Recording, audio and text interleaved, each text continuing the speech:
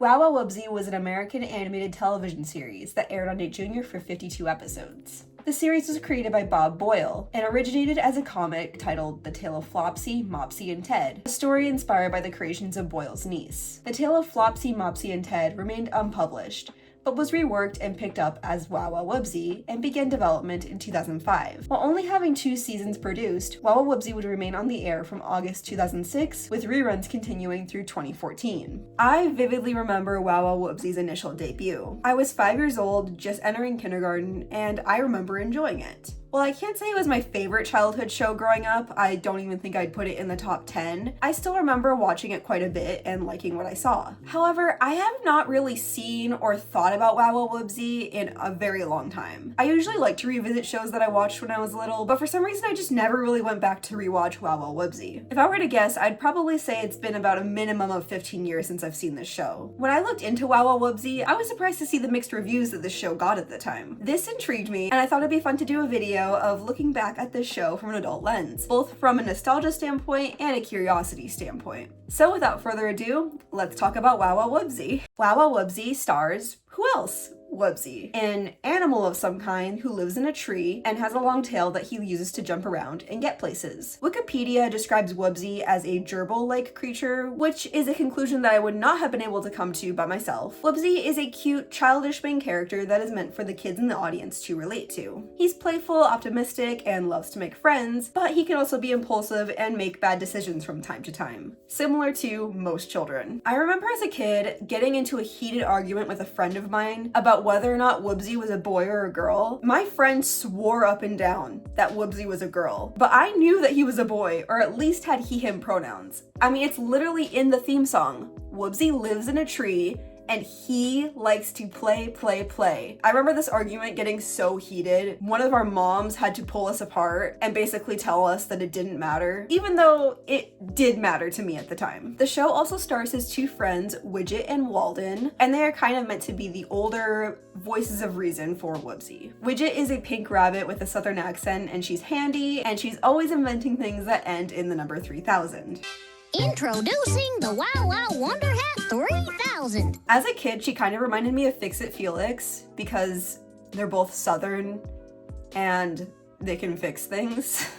That's pretty much where their similarities end. The last of the trio is Walden, and he is a purple bear, and he's very book smart, but not very street smart. But I'm busy reading my books, and I have so many. So fun fact, there was actually a UK version of the show. I may or may not have talked about it in one of my videos like years ago. I think it's funny that Walden is British in the American version of the show, but they still recasted him for the UK dub. I know that UK and US dubs for shows that were already in English were very common for children's shows back then. However, this one seems to be the most pointless of them all, because if Walden already had an accent, what's even the point of redubbing? Each episode of the series was about 20 to 24 minutes long, with 2 8 to 10 minute segments that were broken up by shorts or songs. The songs in the show are one of a kind. I honestly don't remember them being this bad. Who are you when there's only one? You are you and that's what's fun. I know they're for children, but kids songs can be good. For last week's video, I watched Holly Hobby, and I thought the songs in there, while they weren't great for the story progression, were fun and catchy and well written. And then I also recently rewatched Arthur for a video, and while I didn't specifically mention the songs there, I thought that those songs were also really good. To this day, 20 years later, I have those songs stuck in my head. The songs from Wow Wow Wubbzy are repetitive, and they all kind of sound the same.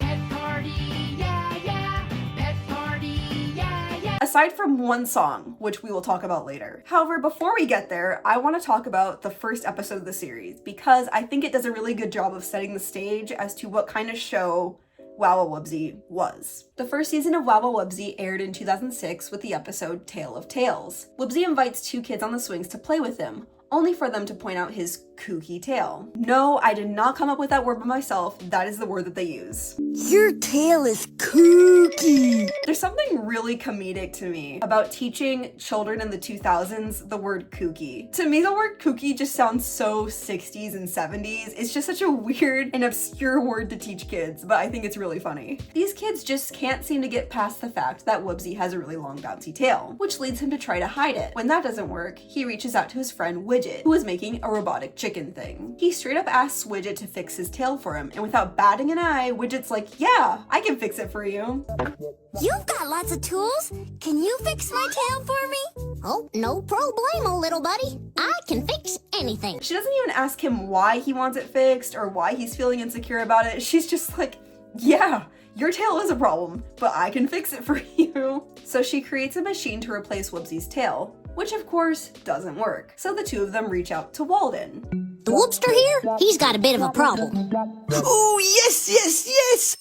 I love problems. It's his here tail that's the problem. You just know that Widget has hated Wubbzy's tail since the beginning. She's been waiting for this moment for him to realize that his tail's an issue. However, Walden tells Wubbzy that everyone's a little kooky, and it'll be boring if we were all the same. Just then, Widget's RoboCluck enters and is going absolutely nuts. But Wubbzy can fix it using his tail and realizes that it's pretty cool after all, and he learns to embrace it. I thought this was a really cute and fun introduction to the series. It gives us a great feel of the world and what the characters are like. I think Wubbzy as a character is absolutely adorable. I thought Walden was likable as well, and Widget was there.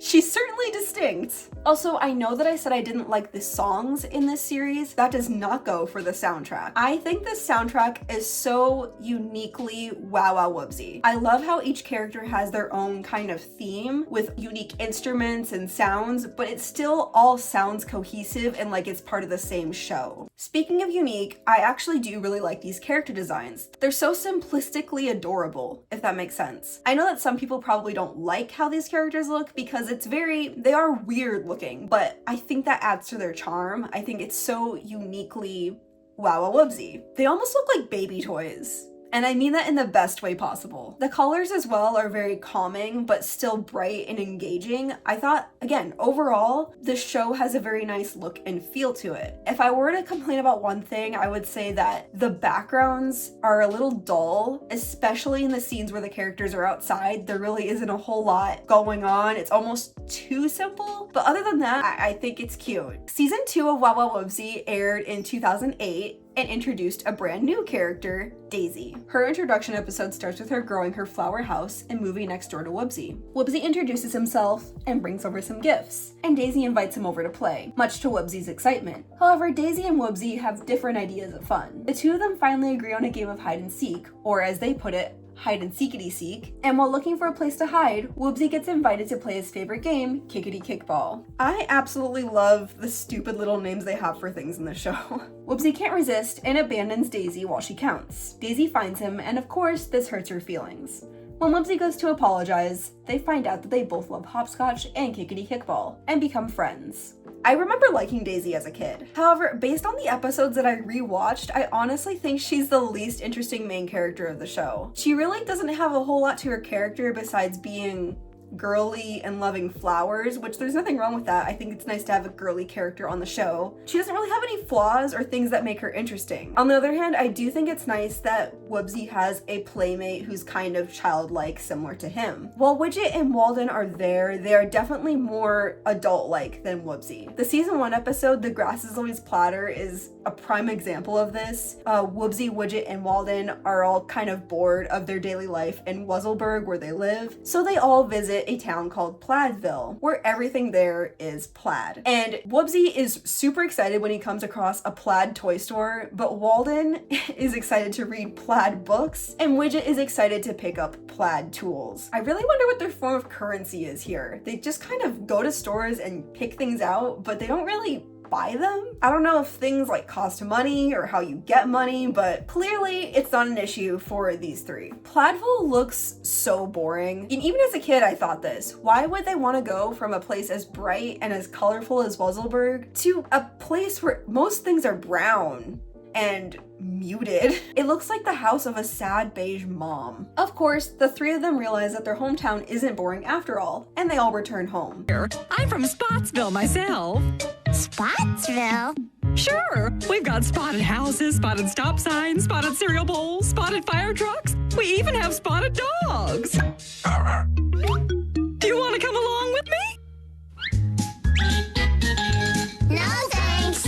We're happy right where we are. The message of this episode is confusing. On one hand, I get what they're trying to say, like, oh, the grass isn't always greener on the other side of the fence, like, sometimes you gotta appreciate your situation and where you're at and make the best of it. But on the other hand, there's nothing wrong with wanting to visit somewhere new. There's nothing wrong with wanting to go to Spotsville either. You could have gone there for a day, enjoyed it, and then went back home. I do think that episode is the outlier though. Overall, a lot of these messages are pretty straightforward and they're good for kids. They're very simple ones for adults, but they're helpful for the daily lives of children. Aside from the 52 episodes that aired, Wow Wow Wubbzy also had 2 TV movies. The first one was called Wubbzy's Big Adventure, and I was disappointed to find out that it was an anthology movie, basically meaning they strung a bunch of episodes together and tried to make a story out of it. Even as a child, I hated movies like this. This stuff bothered me so much. If someone presented a movie for a show that I liked to watch as a kid, and it was just a bunch of episodes of that show strung together, I would have felt betrayed as a kid.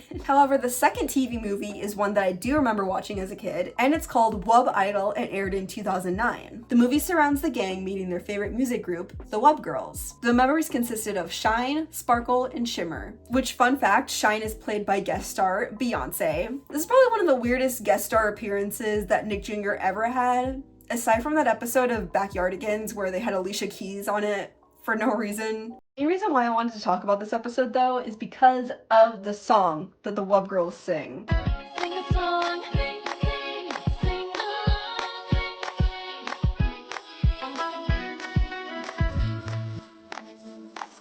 This, in my opinion, is the only good song in the entire series. It, to this day, still gets stuck in my head. I also just wanted an excuse to read this review that I found on IMDb, so sit back, relax, and enjoy, because this made me laugh. The show was fun and cute until the stupid Wub Girls came. Now that's when the show became very, very stupid. The Wub Girls ruined my life. The Wub Girls made me cry. They're the reasons why Wow Wow Wubbzy became more terrible than ever. They're very annoying. They tried to tick off Wubbzy and his friends by annoying the crap out of them. I think they tried to do that, and their songs are just god awful. I hate Beyonce as well. Her voice is blech, terrible. And I don't know the other girls actresses, but I know they're gonna be terrible singers.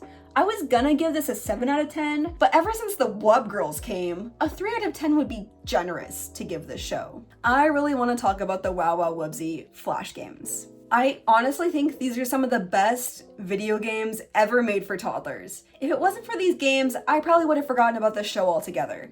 Okay, maybe not entirely, but these games are really good. Ring Catch was a simple game where the player would have to catch falling rings on Wubbzy's tail while avoiding obstacles. The Wild and Dress Up game is exactly what it sounds like. I remember as a kid, I would just send him out in only his underwear because I'm a comedic genius. However, my 2 favorite games were Wubbzy's Amazing Adventure and Wubbzy's Underwater Adventure. Wubbzy's Amazing Adventure is surprisingly... That hurt! Wubbzy's Amazing Adventure was a surprisingly fun and addictive platforming game and surrounds the Robocluck that Widget built in the first episode going haywire. And it is Wubbzy's job to find the Robocluck and collect bolts while avoiding eggs and chick bots. Is this game hard? No. But it is a lot of fun. I remember my mom seeing me play this game one time and she wanted to play it too, and it eventually became one of her favorite games to play with me. I still remember the day that my mom completed this whole game without getting hit by an egg or a chick bot once. And 5-year-old me was so proud of her. Wubbzy's Underwater Adventure surrounds Wubbzy and his friends trying to find Wublantis, which is basically Wuzzleberg's version of Atlantis. And I would say it's pretty similar to Wubbzy's Great Adventure. However, I describe it more as a maze type game rather than a platforming game. And as a kid, I remember it being a lot harder than Wubbzy's Amazing Adventure. However, when I replayed it, it's pretty much the same difficulty-wise. It's not hard, but it is a lot of fun. Overall, what do I think of this show as an adult? It's fine. Like I said, there are a lot of good messages in it for kids. I really like the art style and the characters, but everything else is just so bland. For a world that's so weird and kooky, I really did forget a lot about this show. The show is also kind of loud, and like I said, the songs aren't very good, and they have them in every single episode when they really don't need to. And the stories are just kind of uninteresting and forgettable as well.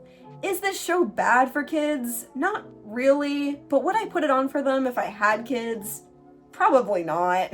However, these are just my opinions, and I would love to hear your thoughts. Did you watch this show growing up? If so, did you enjoy it? I'd love to have a discussion down in the comments below. Thank you guys so much for watching, and I'll see you guys in the next one. Bye!